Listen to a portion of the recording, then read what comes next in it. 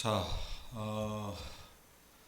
지난 금요일까지 말씀 이후에 토요일, 일요일 말씀이 생략이 되어 있는데 주로 어디를 보셔야 되냐면 우리가 여러분 기억하시려나 모르겠어요. 자, 북이스라엘 같은 경우는 소위 말하면 아합의 왕조가 멸망하고 나서 하나님께서 쓰신 사람이 누구였냐면 예후라고 하는 사람이었습니다. 그래서 예후 이후에 4대까지 하나님께서 그 여로보암 2세까지 하나님께서 그 자손이 왕이 되는 것을 허락하세요. 그 예후, 여호아하스, 요아스, 여로보암 2세 여기까지. 이게 북이스라엘이에요. 그리고 위로 봐요. 위로 보면 남유다 이렇게 나오죠. 그때 당시 남유다의 왕들은 누구였느냐라고 얘기했을 때 나오는 사람들이 누굽니까? 거기 보면 요아스, 그 다음에 아마샤, 그 다음에 오늘 우리가 볼 이야기인 아사랴라고 나오죠. 앞에 우시야라고 나오죠. 우시야나 아사랴나 같은 인물입니다. 아셨어요? 그러니까 같은 인물인데 이름을 달리 쓰는 거예요. 요거를 확인하시고 오늘 이야기를 좀 보셔야 이해할 수 있을 것 같아요. 자, 이 우시야 때의 북쪽의 임금이 누구였습니까? 거기 보면 밑으로 쭉 내려와 보세요. 여로보암 2세라고 나오죠. 예? 지도 보세요. 여로보암 2세라고 나오죠. 이 여로보암 2세가 나라를 부강하게 하고 있을 때 남쪽에서는 우시야라고 하는 인물이 유다의 왕이 되어서 남유다를 다시 부강케 했습니다. 1절 한번 보세요. 수부장 1절에 보면 뭐라고 얘기합니까? 이스라엘 왕 여로보암 제27년에 누가? 유다왕 아마샤의 아들 아사랴가 왕이 됐다고 했습니다. 이 아사랴가 여러분 이름을 바꾸면 누구라고 얘기했어요? 우시야라고 그랬어요. 우시야. 자, 이 우시야는 여러분 모든 부분이 말씀에 있는 것처럼 아버지 아마샤나 할아버지 요아스와 비슷했습니다. 그 말은 여러분 어떤 말이에요? 처음에는 믿음 안에서 잘 출발했는데 어느 시점이 지나면서 어떻게 해요? 여러분이나 저나 이건 다 도드라질 수 있는 어떤 부분들이에요. 이 왕들을 통해서 잘 배우세요. 잘 나가다가 잘 믿다가 어느 시점이 지나면서 교만해졌습니다. 그래서 하나님께서 주신 그 축복도 잃어버린 인생들이 됐던 게 지금 우시야의 할아버지 누구예요? 요아스, 그 다음에 요아스, 그 다음에 아마샤, 그 다음에 이 아사랴라고 하는 우시야 세 인물이 비슷했다는 얘기입니다. 자, 북쪽 이스라엘이 하나님께서 축복을 주시려고 해도 그걸 가로막고 있었던 게 뭐냐면 북이스라엘 왕들의 여러분 기준이 뭐였냐면 여로보암의 행위에서 떠나지 않았다. 여로보암과 같이 악한 왕이었다. 이 얘기하는 게 뭐냐면 여로보암이 이 북이스라엘 사람들이 남유다 예루살렘에 성전에 가서 예배드릴까 봐 했던 게 뭡니까? 사마리아에 금송아지를 상을 세워놨어요. 거기 가서 예배드리라 이랬단 말입니다. 근데 그거는 절대 이것들이 어떻게 해요? 그걸 회파해야 되는데 그걸 회파하지 않았습니다. 그럼 비슷하게 남쪽 유다 왕들의 걸림돌은 뭐였느냐? 자, 적어도 이 세 왕을 봐서는 요아스나 아마샤나 우시야 이 3대 왕의 모습을 봐서는 뭐냐면 교만이었습니다. 교만이었어요. 지난주 여러분 금요일날 설교 제목을 뭐라고 썼어요? 제가 교만이 가져다주는 폐해라고 그렇게 해서 올려놨는데, 자, 요아스는 자기를 키워준, 저기 요아스 보여요? 여기 보면 이 우시야의 할아버지 요아스가 여러분 어렸을 때 왕이 됐다고 했잖아요. 7살 때 왕이 됐잖아요. 그죠? 예? 자기를 키워준 여호야다라고 하는 대제사장이 살아있는 동안에는 참 바른 왕이었어요. 성전도 수리하고 신앙적으로 나라를 잘 다스렸는데 이 여호야다가 죽은 후에는 우상을 섬기는 유다의 지도자들과 손을 잡고 이 이방의 어떤 우상들을 끌고 들어왔습니다. 그리고 결국 어떻게 해요? 그걸 책망했던 이 여호야다의 아들 스가랴가 책망을 했었을 때 그 스가랴를 어떻게 했습니까? 죽여버렸어요. 그리고 이 요아스 왕은 나중에 어떻게 해요? 부하들의 손에 의해서 칼에 찔림을 받아 죽었습니다. 자, 그 다음에 요아스의 아들 아마샤라 그랬죠. 아마샤 하면 여러분 기억나는 게 있습니까? 아마샤도 처음에는 자기 아버지 요아스처럼 처음에는 잘했어요. 말씀대로 잘 인내하면서 나라를 잘 다스렸습니다. 그래서 하나님께서 축복하셔서 이 사람이 말씀대로 살면서 여러분 했던 게 뭡니까? 금요일 제가 우리 교우들과 같이 말씀을 나눴을 때 연좌제를 하지 않았다 그랬잖아요. 자기 아버지들을 부하들이 죽였어요. 그죠? 그러면 옛날에 여러분 어떤 관습법상 그 부하들만 죽인 것이 아니라 삼족을 멸해야 될 텐데 신명기 말씀에 분명히 그런 짓 하지 마라 그렇게 말씀을 하셔서 어떻게 해요? 자기 아버지를 그 죽인 원수들을 그 당대에만 처형하고 그 자손들이나 그와 관련된 인척들을 죽이지 않았습니다. 하나님 복 주시죠. 그래서 나중에 어떻게 합니까? 늘 이들에게 가시 역할을 했던 에돔을 정복해 하셨습니다. 자, 여기까지는 좋아요. 이렇게 승리를 하고 하나님께서 주신 어떤 말씀을 따라 살아가고 나서 여기까지는 좋았는데 이 사람이 어떻게 그만 이 자기 승리에 도취해 버려 가지고 결국은 어때요?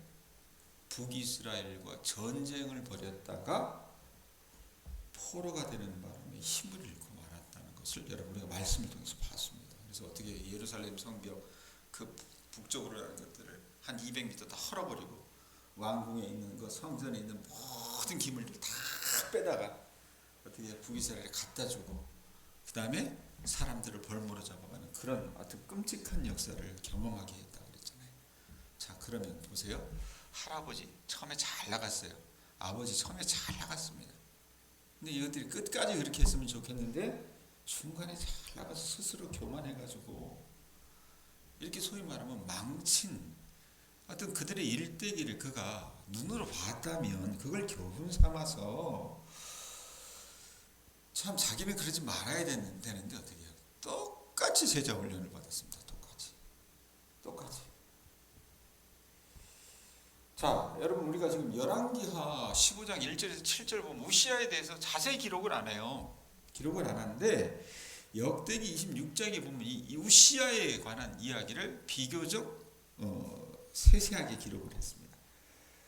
자, 우시아 때 왕을 신앙적으로 도왔던 선지자가 있었어요. 그 사람은 스가랴였는데 이 사람이 하나님 말씀에 아주 밝은 사람이었습니다. 우시아는 바른 말씀의 종의 가르침대로 하나님을 구하면서 어마어마한 축복을 받았어요.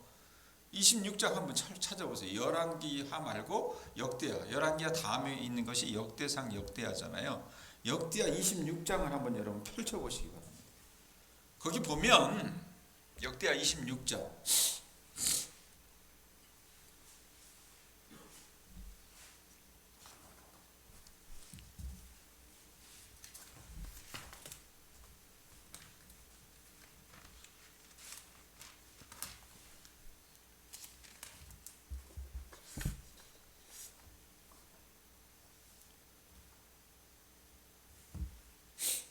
자, 우시아에 대해서 1절부터 쭉 나오는데 보면 뭐라고 얘기합니까? 16세 왕자에 올랐어요. 아마샤를 대신하여 왕으로 삼았다 이렇게 나오는데 그 다음에 아마샤 왕이 열조들의 묘실에 누우며 우시아가 이제부터 어떻게 했습니까? 왕으로서 선정을 행합니다. 자, 어떤 일을 합니까? 엘롯을 건축하여 유다에 돌렸고 그 다음에 52년간 나라를 다스렸는데 하면서 이 아마샤가 4절에 보면 우시아가 아마샤의 모든 행위대로 여호와 보시기에 정직히 행하였고 5절에 보면 뭐라고 얘기합니까? 5절 읽어보세요. 역대하 26장 5절에 뭐라 그래요? 하나님의 묵시를 밝히 하는 누구? 스가랴가 사는 날에 뭐 했대요? 하나님을 찾았고 그가 여호와를 찾을 동안에는 하나님이 어떻게 하셨대요? 형통하게 하셨더라 이렇게 나옵니다. 자, 할아버지 요아스 당대에 여러분 요아스를 소위 말하면 멘토링했던 여호야다라고 하는 선지자가 대제사장이 있었잖아요. 이 우시아에게도 좋은 영적 스승이 있었습니다. 그게 누굽니까? 스가랴예요. 스가랴. 그 스가랴가 영적인 어떤 영향력을 미쳤을 때는 하나님을 찾았고 그가 여호와를 찾았을 때는 하나님께서 형통하게 하셨다라고 말씀에 분명히 기록이 되어 있습니다. 그래서 그 밑에 쭉 보면 어떤 일들을 기록해 놨냐면 이 우시아가 블레셋 땅을 모두 지배하고 아라비아 사람들도 치고 그 다음에 암몬 족속들로부터 나라가 강대해지니까 조공도 받게 되고 심지어는 애굽의 그 변방까지 영토를 넓혔다라고 기록하는 것이 이 6절부터 말씀이에요. 예? 그리고 예루살렘 성도도 튼튼히 하고 그 다음에 크게 중축을 하고 왜? 성벽이 무너져 버렸었잖아요. 자기 아버지 때 괜히 싸움 잘못 걸었다가 그래서 그걸 다 어떻게 합니까? 다시 세우고 망대 세우고 무릉덩이 파고 포도원도 많이 만들니까 농토도 많이 만들었던 거예요. 괜찮은 왕이었죠. 백골산 여기까지 보면 그죠? 네? 그리고 군대도 늘리고 많은 무기도 만들어서 국방도 튼튼히 방비를 했습니다. 자 그런데 이 우시아도 어떻게 할아버지 닮아서 아버지 닮아가지고 어떻게 이렇게 강성해지니까 교만해지기 시작한 거예요. 그러면서 스가랴가 있을 때는 좋은 영적인 영향을 받고 하나님을 찾았지만 잘 되기 시작하니까 하나님을 잊어버리는 사건이 나옵니다. 여러분 이 우시아는요 교만해서 바알을 섬기거나 이스라엘과 싸우려고 한 것이 아니라 할아버지 때 아버지 때는 그랬잖아요. 그렇게 한 것이 아니라 그가 비록 왕이었습니다. 어떻게 해요? 이 사람도 자기 분수를 몰랐어요. 자기가 해야 될 일이 있고 하지 말아야 될 일이 있었는데 제사장들이 하는 일을 어떻게 가로채려고 했습니다. 그게 어디 나오냐면 16절 보세요. 역대하 26장 16절에서 19절.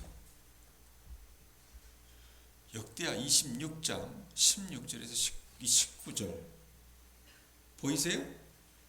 자 한번 보세요. 눈에 따라가 주세요. 26장 16절에서 19절 같이 읽어봅니다. 시작. 그가 뭐라요? 강성하여짐에 그의 마음이 어떻게 됐다고 얘기합니까? 교만하여 그 다음에 어떻게 했대요? 악을 행했대요.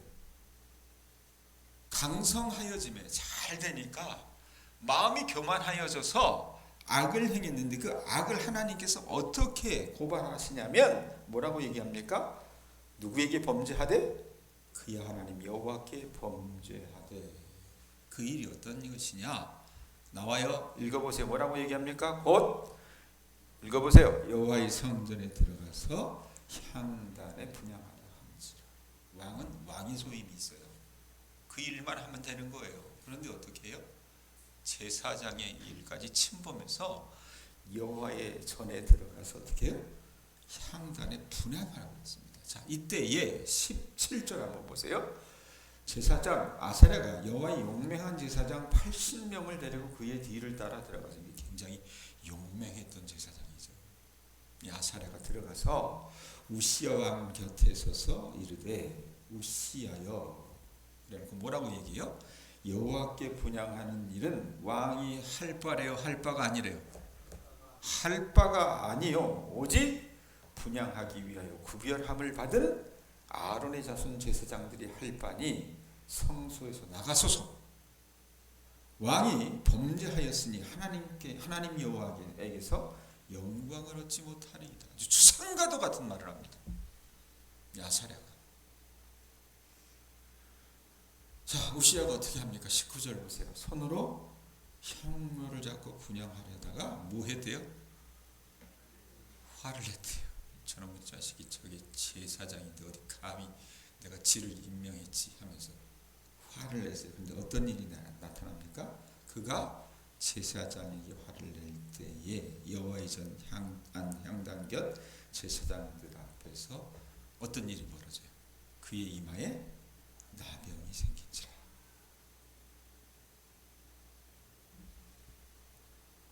왜 우시아가 굳이 제사장들이 하는 이 일, 하나님의 성전에 이 향단에 분향하려고 했는지 이유가 뭐였을까? 좀 전에도 제가 말씀드렸던 것처럼 제사장들을 깔봤던 것 같아요. 유다의 제사장도 다 내 손아귀 안에 있는데 내가 못할 일이 뭐 있겠냐? 왕이 하면 더 좋겠지. 그래서 성전에 들어가서 어떻게 해요? 분향하려고 했고 제사장 아사랴는 그거 안 됩니다. 그건 왕이 할 일이 아닙니다.